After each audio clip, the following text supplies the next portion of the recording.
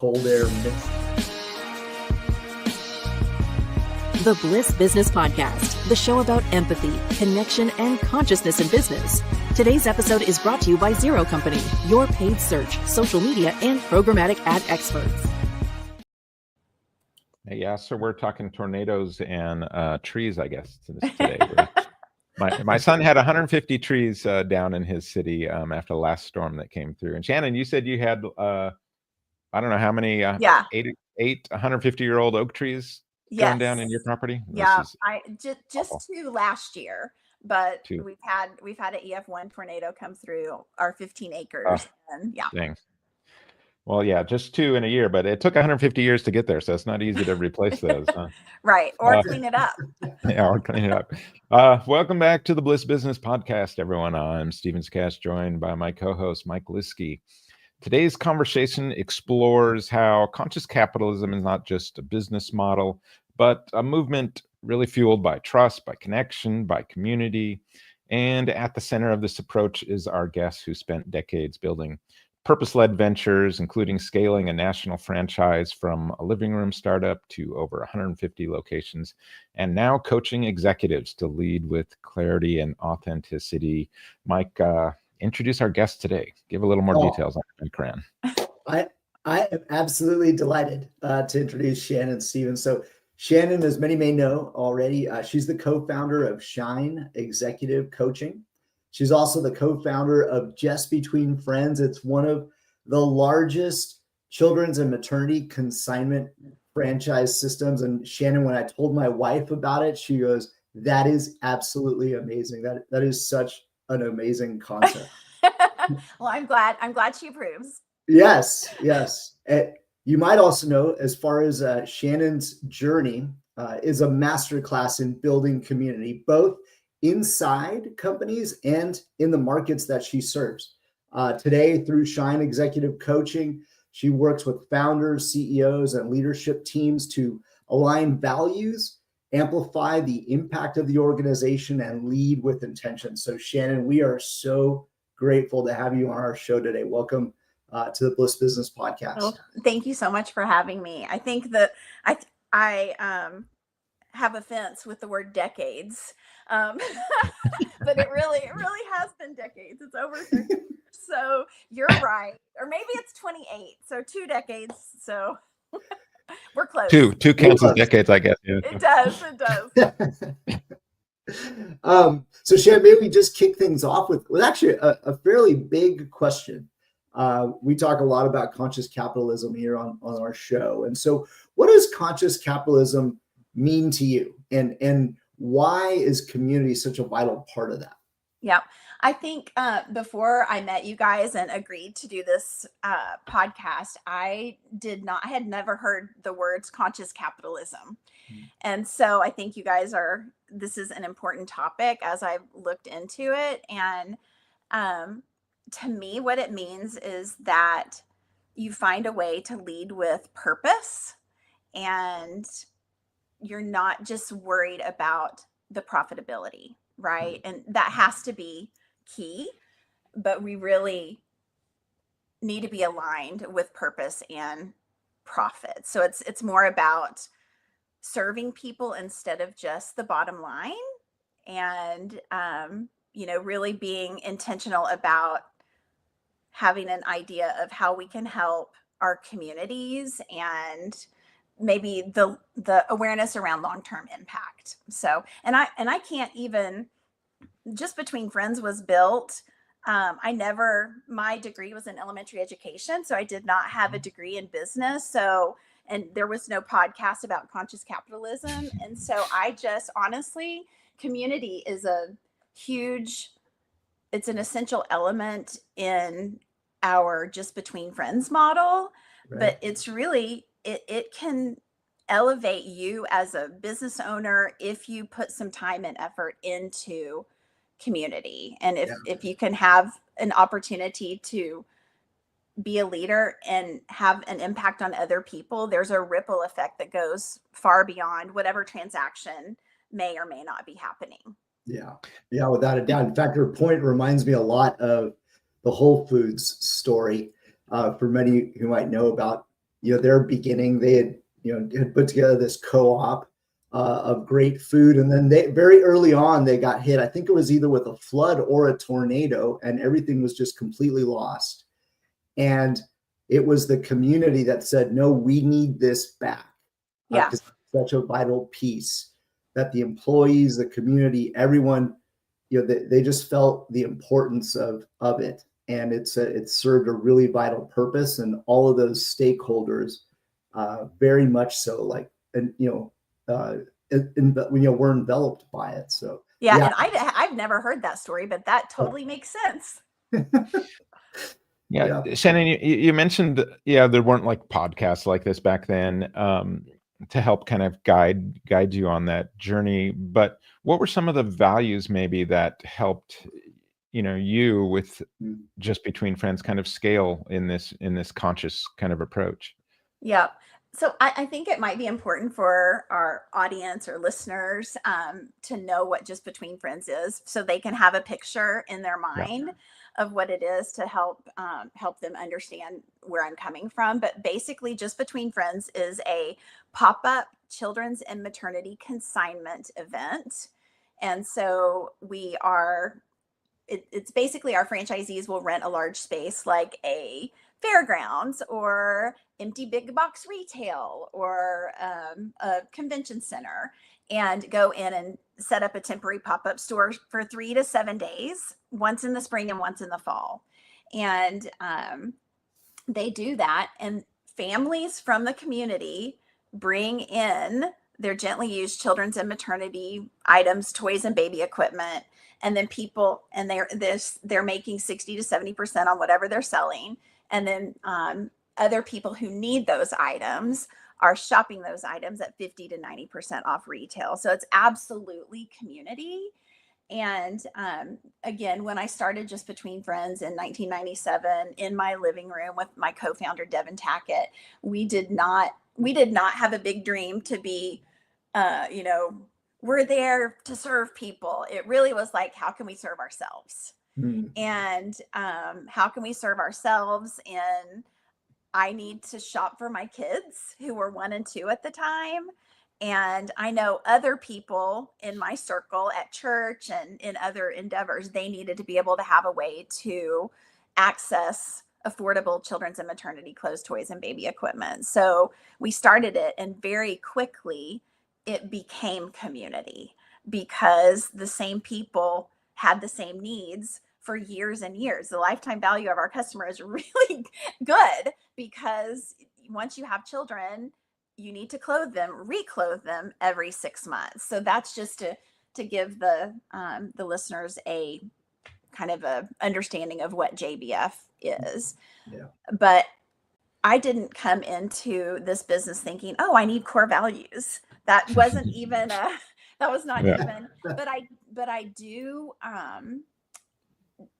I think it's innate in me, and just how I grew up, that serving people. I'm a Christian, my husband's a pastor. And so I think however I grew up, that was taught to me about service to people, service to community, and engaging others that way. Now, do we have core values now? Absolutely. And I am no longer the owner of Just Between Friends. I had a transaction in December of 2022, but I have the chance and opportunity and great joy to be able to sit on the advisory board. So it feels fun. And so I get to, honestly, I get to watch the new CEO lead with culture and core values in some amazing ways that I never did. Now, I feel like we always, when we did our surveys with our franchisees, we always got rated high on culture and core values, but she has just taken it up a notch. Her name's Tracy Panase. And so the core values for Just Between Friends right now are: we treat people like friends, we figure things out, we value progress over perfection, and we are better together. And like I said, did not start out with those particular core values, but now that's something I teach in my executive coaching role, is how important having core values are for yourself and then communicating that to whoever is in your circle of influence, right? Your team, your board, your customer base, and just making sure that they know who you are. And really, that comes from the leader. It does, because I can't be someone, if I'll just use time management. Maybe my time management should not be a core value if I'm not great at time management. But all of these things, I think when we started just between friends, I did not, again, have that business training. And so when people came to us, when we were running the Tulsa location, that's the very first location is in Tulsa, Oklahoma. When we started doing it and people were like, we want to be involved in this. We're like, absolutely. I didn't know what intellectual property was. I didn't know what any of the business terms were. We're just like, absolutely, go do this and serve your community. You want to use the name Just Between Friends, go right ahead. So very quickly, in about a 2 or 3 year period, we had 12 locations, and we were not franchising. There was no money being exchanged between us. But I think they saw, to me, it's attractive, right? It's something as attractive as community, and where you get to go in and serve, and franchisees, customers that are shopping are saving money. And so it became what it is over time. And I will tell you, we have a third leg to our stool. So we have sellers and we have buyers, but probably before we started franchising, we realized we need a third leg to that stool. And that is our partnerships with local nonprofits. And so when our event is over, the nonprofits get access to the unsold items if the sellers want that to happen. And so it's not only the sellers and the shoppers, but it's also the community of bringing this nonprofit in. And so it just feels good. And that was not strategic. It was just, we had a business need and we figured it out. But now it is absolutely strategic in how we talk to people when we're bringing them on as a franchisee. When our franchisees talk to their consumers, we want to get those people involved and have the same vision that we have for our community. And that's just helping one another and serving one another. And so it feels really, really fun to get to sit in that spot. So I think that you mentioned the service to others, and I really feel, doing a lot of these conversations with businesses, that's really that first place where that consciousness starts to happen in businesses. It's that first thing of, how can we be in service to someone other than ourselves in some way? So, and ourselves, that's usually meaning like owner, investor.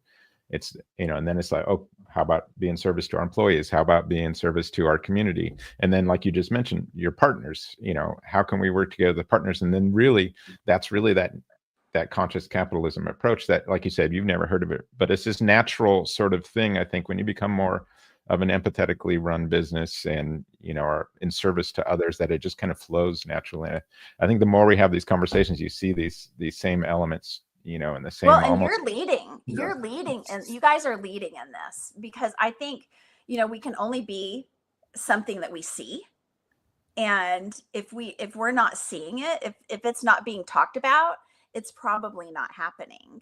And this was in 2015. So we had been franchising for 11 years. So this will show you a little bit of a timeline. In 2015, I had this realization that we're doing all this good in our company, serving people and serving our communities through donations. And it's all the families. It's not the franchisees that are gifting this to these nonprofits. It's the families, right? They own the inventory. It's their stuff. And we're just saying, would you like to make this happen? Would you like to donate these unsold items that didn't sell?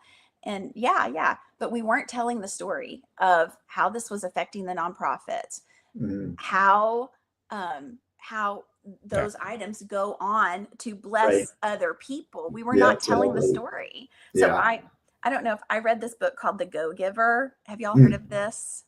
No.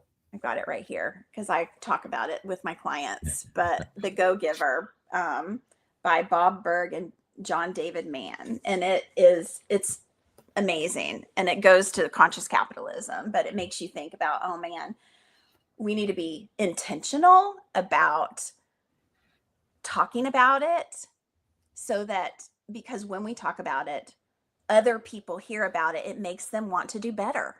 It's just like when you hear a marriage counselor talk about, this is how your marriage could be so amazing. It makes you want to step into that and do the things that are going to, help or get you closer to that goal. Yeah. I mean, that's why we use the love word a lot.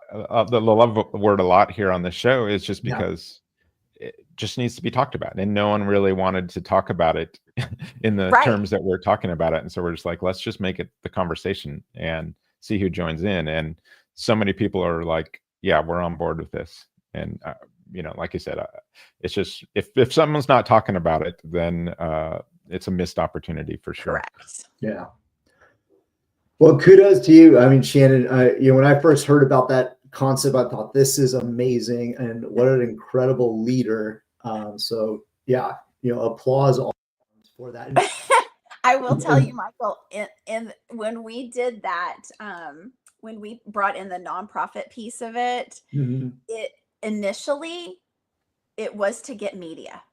So I don't want you to put me on a pedestal. It really was. I thought, someone told me, if you have this is what they said. It was a PR person. She said, if you have a hook and with a nonprofit, you could get more media. And I was like, tell me more. And she said, we need to partner with a nonprofit. We were already very on a low key partnering with someone, but not in a big fashion. Like it became part of the brand. So but it was not because I was, we have to serve people this way. It was, I'm going to sell more. Well, I think that's one of the beautiful things about conscious capitalism is hindsight's 2020. You now realize the importance that played, and so you're now elevating your own consciousness to understand. Right? Yeah. It's a beautiful thing. In fact, one of the points that you made me think of a term that is entered our narrative now, and that's resonate. And when I think of resonate, I always think of music or a song, like, there's a beat that all of a sudden can really resonate within you, or lyrics or music that can really touch you and bring emotion, right? And so what you did there was really resonate with with the community and with your customers and the franchisees. And we see statistics all the time to back up the importance of this approach or operating in this way. In fact, there was not too long ago, a study that was done by the Harvard Business Review. And one of the findings in that study said that 64% of consumers said that shared values were one of the main reasons why they have a relationship with a brand, right? So that the brand, stands very firmly for what it believes, and it finds its tribe, and people really, again, resonate with that. So I'm curious, Shannon, you probably have thousands of stories. When you were building the franchise network, I'm kind of curious if maybe there's a story, how these values sort of translated into a real human connection with either the franchisees or the customers. Maybe there's a way that. I think I'm thinking of one franchisee, honestly, that I just interviewed. I do these case studies with franchisees so we can, share their story with other people who are looking to buy into the franchise. And I can't even remember who it was. But do y'all hear that thunder? No. It is like storm's coming. Oh boy. But I was doing a case study with her, and she was talking about I remember who it was now. Stephen and Lindsay Crosby. They are in our Detroit area, and they are killing it. They're killing it. But they had moved from one town to another town. And Okay. I don't know if she was pregnant. I can't remember the full story, but they had just moved to another town. They didn't know anyone who lived there. They did not have any community. And I think they must have had kids because she became a consigner. She was like, I need to Mm. get rid of my children's items. And she became a consigner probably at our Ann Arbor event, because that one's been around for a long time. It's in our top 5. And so she became a consigner, and we have this Facebook group. Most of our franchises have a Facebook group for consigners that people, so they can go in and get their questions answered really quickly. And so she started becoming involved. This kind of makes me want to cry, but Aw. she was really lonely because she lived in a place where she didn't know anyone. And her work was just, she was just like working one-on-one with patients, doing physical therapy or something like that. And so she got on this Facebook group and just started asking questions of people. And she started getting to know the people in the Facebook group. And then she went and she worked at the event, and she got to meet the people who she had been communicating with in the Facebook group. And she said that it became my community. Aw. And it was like a 45-minute drive from where she lives in Detroit to Ann Arbor. But she was like, those became my first friends in this area. And they became some of her dearest friends. And so because I was asking her, like, why did you buy a Just Between Friends franchise? And she said, Shannon, it was about the community, that I wanted to bring that to Detroit, where we could just have this amazing group. And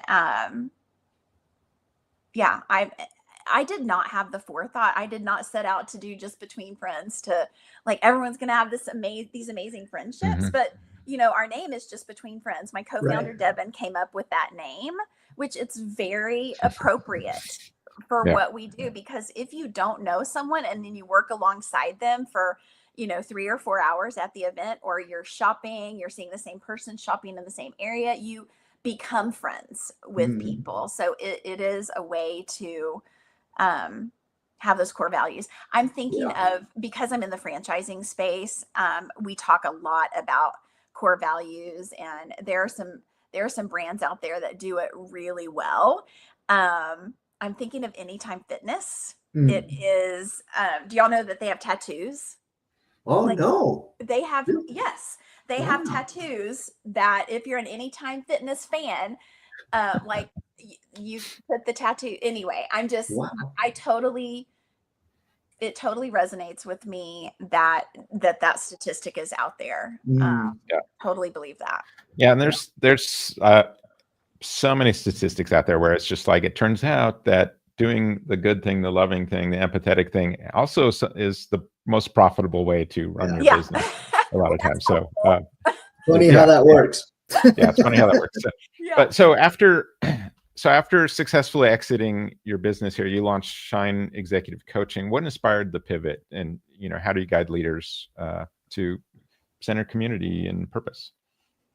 Yeah. So the reason I started, just a quick background, is when the exit was imminent, right? When it was coming, I was asking myself, okay, what am I going to do next? At the time, I was 52 years old. And what am I going to do? What do I want to be, the CEO of another brand? Do I want to become a franchisee? Do I want to coach? And this will give you a little insight into the prideful nature of Shannon Wilburn. But I was like, coaching, it doesn't sound as good as CEO. And but I had, prior to selling my business, I had put a president in place. And when we follow EOS, the Entrepreneurial Operating System. And so I was the visionary. My president was the integrator. And when I put her in that place, she took about half of my job responsibilities. And so my 60-hour work week went to 30. And so it opened up the capacity when people would call me and say, hey, can I pick your brain? I was able to say, yeah, I have time. And very quickly, over about a year, I was coaching 6 people for free every month.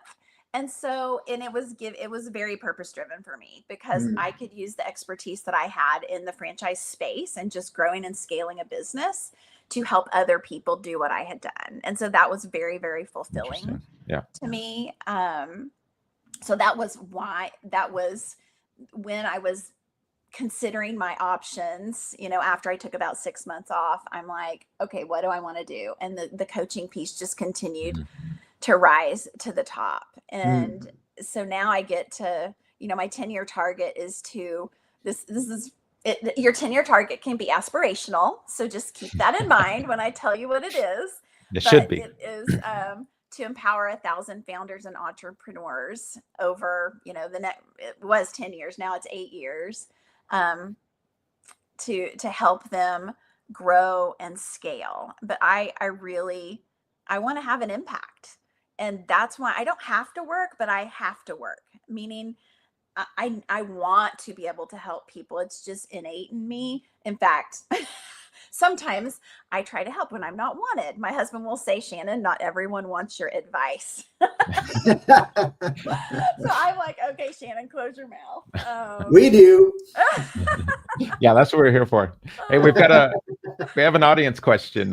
Let's see if we can read this here. So what's your favorite emotional intelligence skill to coach leaders on and why? Oh, gosh. Yeah, it's a tough one to think about.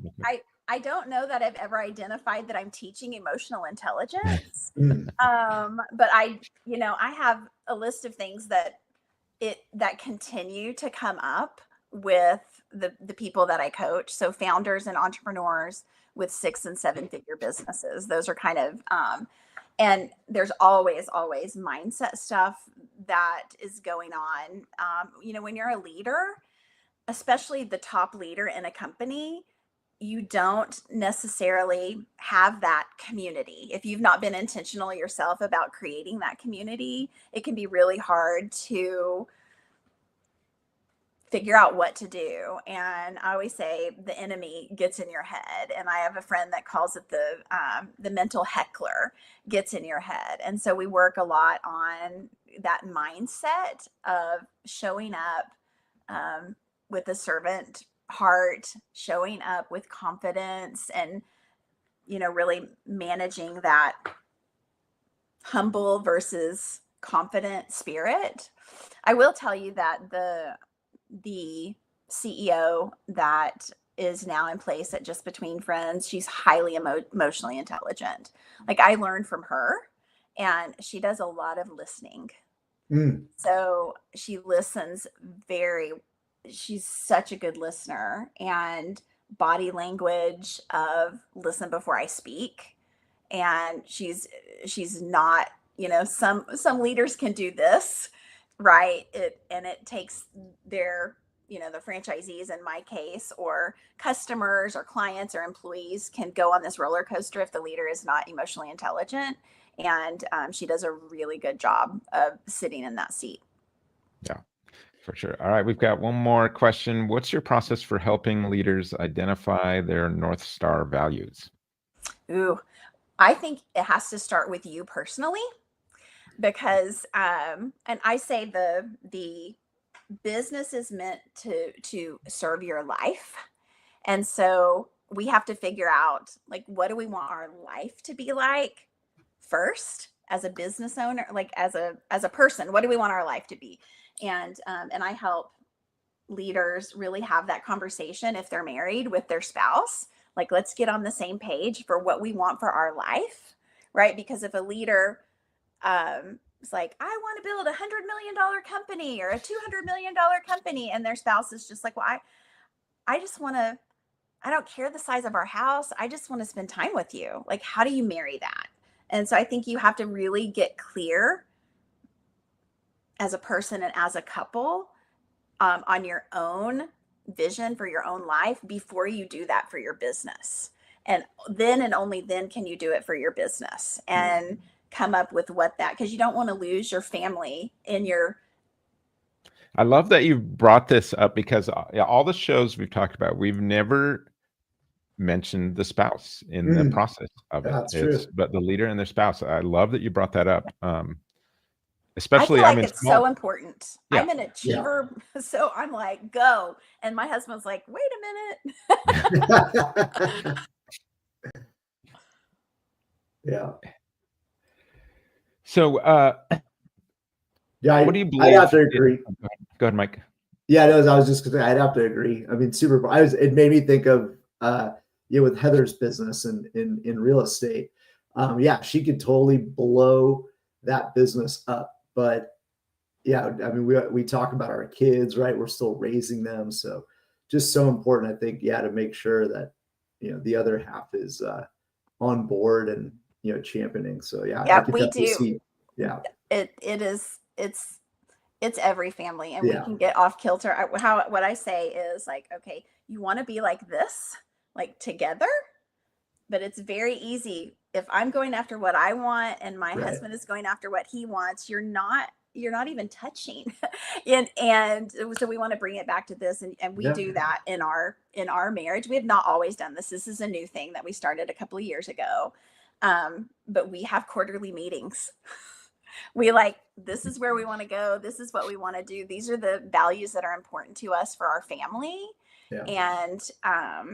And so these are the things we want to lean into. And it helps us stay proactive to going after the things we want as a couple versus going after what we want individually. Yeah. Yeah, for sure.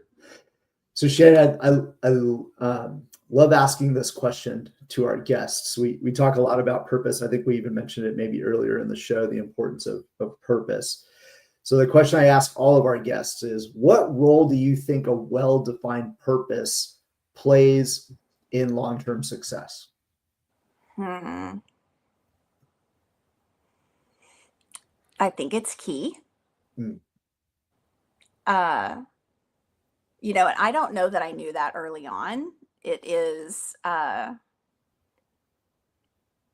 can you know where you're going if you don't have that North Star, if you don't have that purpose? And then how can the people that are following you, if you're a leader, know where they're going? And so I just talked about my 10-year target, and we every quarter with my team, we go back to our 10-year target and why are we doing this? And I'm sure you've probably talked about, I think it's Simon Sinek, Start With Why. I think he has a couple of books, but I think it's very important for you to sit down and think about, why am I doing this? Yeah. And there's another book called Vivid Vision that I use with my clients because I'm a visionary, but not everyone's a visionary. And so it's really easy for me to look 10 years down the road and say, this is what I want in 10 years. And this is why, my family, the impact that I get to have on people, the nonprofits that we get to help, all of that. But not everyone has spent time thinking about what that's going to look like. And if you want people to follow you towards that North Star, then you have to define it, and you have to make it vivid for them to be able to understand it. And it can't just be about money, right? I think as business owners, we most of us are going into business because we want to make money. Right. That's most of us.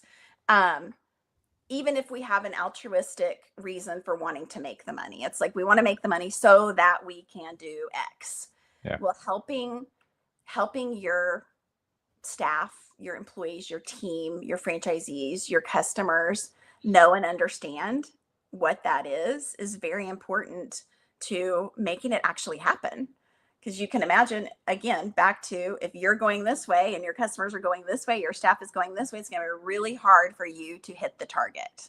Yeah. But if you tell it, you show it, you talk about it, then it's more likely to happen.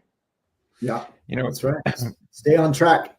Yes. Yeah, in the franchise business, I think, a lot of times you've got that purpose and you may have some of those values and things, How do you keep those from being diluted as as you kind of grow? Is there systems or processes or practices like that you consider when you're saying, hey, we want more empathy or more kindness or more compassion? Are there any systems that you can think of?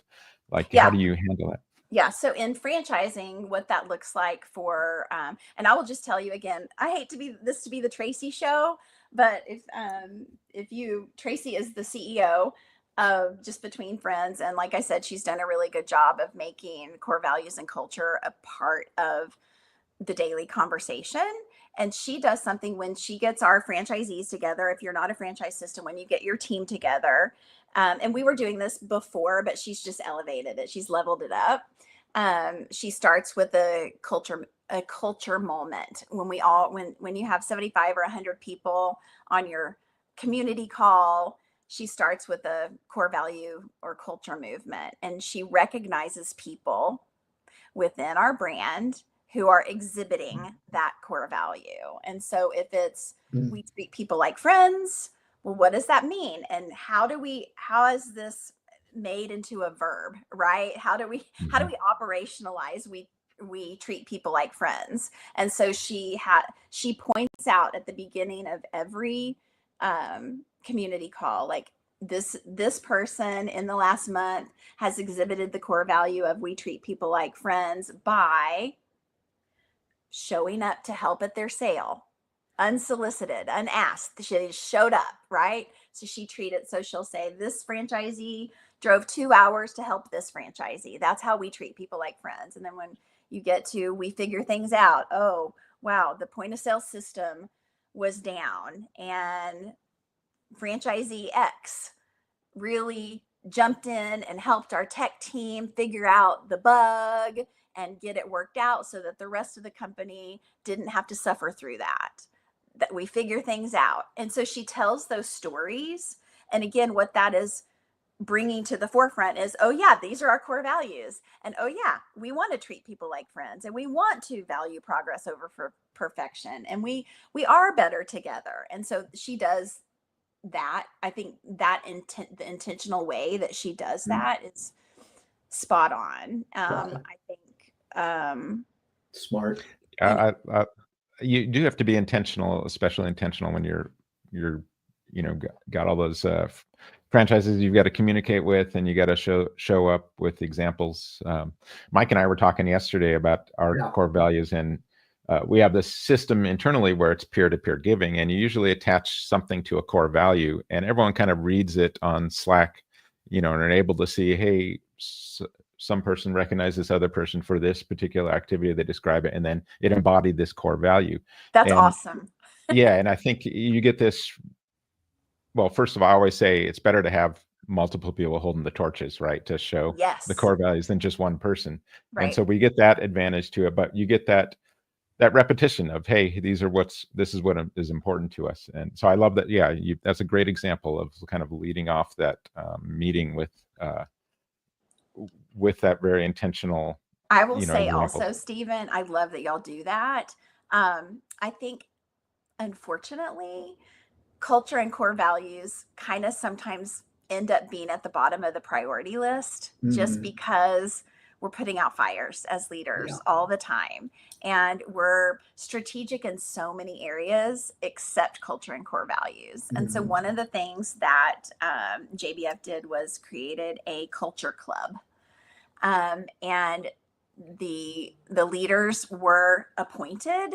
I mean, you had to apply to be in the culture club, and they are tasked with figuring out ways to recognize people exhibiting the core values, creating culture within the company. And so this task force, if you will, this club, they meet monthly to figure out, how do we keep our culture and core value at the top of the priority list? But I love that Tracy recognized, I can't do this on my own. The CEO and the COO, we have other priorities, but we want this to be a priority. Yeah. So we are going to delegate that to someone who cares. And so we had some some really fun things that happened at our conference this year, just with that one, delegating this to someone and saying, be creative, be innovative. And so. Yeah. I always love to say, this stuff is not rocket science either. It's simple. You just, like you said, you just got to give it the time, and it's actually not that expensive. Yeah, totally. Yeah. Giving verbal, like, hey, thank you for exhibiting this core value, or in Slack, thank you for exhibiting this core value. Yeah, it's awesome. Shannon, before we close, we ask every guest this: do you think love belongs in business? I do. And maybe it's just because I'm a lover of people and I want people to feel love, because I know how that makes me feel when I feel loved. But I don't think you can really build something meaningful without it. Yeah. It is key. Yes. Yeah. Well, I think in my I'm not sure my clients would agree with this, but I'm thinking about, like, how do I show love in my coaching business? And I think sometimes it's when you have to give someone a hard truth in their leadership, or in, something that matters to them. Because you love them, you're willing to have that hard conversation that maybe is going to get them over the hump with someone. Maybe there's I can't even think of an example, but no, I get it. I mean, it's hard too. You have to have skillful means to be able to have those conversations with someone, and not get them. When you have a heart that, like, I want the best for people, right? I want the best for people. I feel like that's love. And I think that's powerful in business. If we're all cheering each other on and, helping each other, I think that's really powerful. And probably the companies that have that characteristic of love, my guess is that it's easier for them to create a movement of wherever they want to go, versus a toxic, right? Nobody wants to be in a toxic place. And so what's the opposite of that? Yeah. Oh, we would agree a millionfold, Shannon. Yes, absolutely. So, wow, we could talk for hours. Maybe we'll have to have you come back and we'll discuss a little bit more, but it's been an absolute joy having you today. Shannon, for our listeners and those that might follow later on, where would you like others to go to learn a little bit more about you? So I have my website, Shine Executive Coaching. So that's shineexecutivecoaching.com, or find me on LinkedIn. Perfect. Yeah. Thank you for having me. Yep. Thank you, Shannon. And thank you to all who are tuning in. If this episode inspired you to lead with more connection and purpose, be sure to subscribe and share. Until next time, keep leading with love and impact.